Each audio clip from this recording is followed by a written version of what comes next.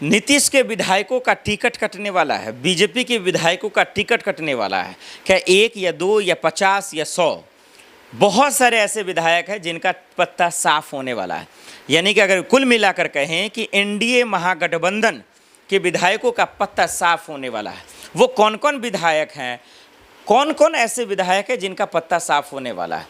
क्या वो घोटालेबाज हैं? क्या वो करप्टेड हैं? क्या वो जो है रिश्वतखोर हैं?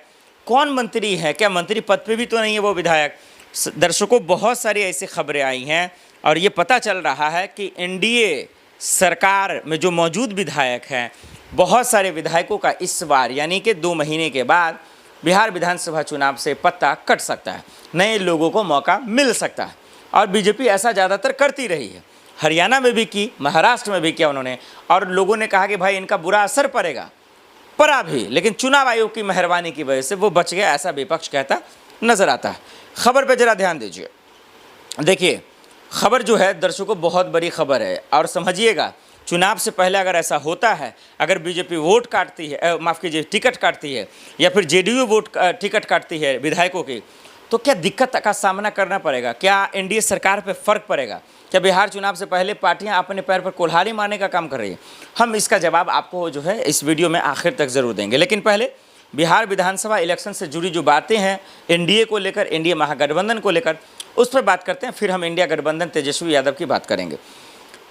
बिहार विधानसभा चुनाव में बीजेपी जेडीयू काट रही है 70 प्लस विधायकों का पत्ता। 70 प्लस, देखिए ये खबर है दर्शकों, ये बिहार तक ने छापा है, लिखा है, यानी कि 70 प्लस टिकटें काट रही है। अगर ऐसा है तो यानी कि समझिए बीजेपी तो भाई 70 के आसपास सीटें लाई थी, तो बहुत भारी पड़ सकता है ये कहीं ना कहीं। और कौन कौन नाम होंगे शामिल, ये एक बड़ा बात है, ये मैं तो नहीं लेना चाहूँगा, लेकिन बहुत सारे ऐसे नाम हैं जो हो सकते हैं। मेरे दिमाग में भी 2-3 हैं, लेकिन जब तक आधिकारिक बयान नहीं आते हैं मेरे लिए कहना ठीक नहीं होगा। लेकिन आप जनता जनार्दन हैं, आपसे बेहतर कोई जानता नहीं है, आपकी अदालत के सामने कोई अदालत नहीं। आप बताइए ना, बीजेपी का कौन कौन विधायक हो सकता है, जेडीयू का कौन कौन विधायक हो सकता है जिसको टिकट काट सकती है? 70 प्लस नाम है, 1-2 नाम थोड़ी है, 70 प्लस नाम है जिसको पत्ता साफ हो सकता है। तो आप लोगों को क्या लगता है, क्या इससे बीजेपी को नुकसान होगा? देखिए दर्शकों, मेरा मानना है नुकसान होगा। वैसे ही चुनाव आयोग एसआईआर लाकर पार्टियों को फंसा दी है, वैसे भी नीतीश कुमार की सरकार ठीक नहीं चल रही है पिछले 2 सालों से, ना कामकाज हो रहा, पूरी तरीके से ठप है, ना कानून व्यवस्था में, ना अस्पताल में, ना जो है हॉस्पिटल में, महंगाई में, तमाम किसी चीज़ में नहीं हो रहा। अभी देखिए किस तरीके से जब बारिशें हो रही हैं तो कई इलाके जो है बाढ़ से क्षतिग्रस्त हो गए, पूरी तरीके से उससे प्रभावित है, लेकिन कोई एक्शन नहीं, कोई राहत नहीं है, बस सिर्फ बयानबाजी है, तमाशागिरी है। तो इसीलिए जो है बिहार चुनाव से पहले अगर किसी का टिकट कटता है, पत्ता साफ होता है, हालांकि ये तो तारीखों का ऐलान होने के बाद जब पार्टियां मीटिंग करती हैं, गठबंधन करेंगी, तब पता चलेगा। लेकिन ऐसा होता है तो मेरा मानना है कि नीतीश कुमार को तो फर्क पड़ेगा ही पड़ेगा, बीजेपी को ज़्यादा पड़ेगा, क्योंकि जेडीयू से आगे थी बीजेपी। तो इस बात को समझना पड़ेगा और इसका खामियाजा उनको भुगतना पड़ेगा, उनको झेलना पड़ेगा। क्योंकि बिहार में दरअसल क्या है कि भाई जो नहीं होता वो निर्दलीय खड़े हो जाते हैं।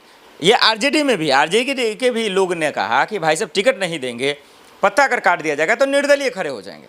चलिए एक एग्जाम्पल ले लीजिए, तेज प्रताप यादव महुआ से चुनाव लड़ रहे हैं, खुल्लम खुल्ला ऐलान कर दिया उन्होंने, पार्टी से भी निष्कासित किया, परिवार से भी निष्कासित कर दिया। तो कोई डरपोक थोड़ी है भाई, खुद अपने आप में बाहुबली है।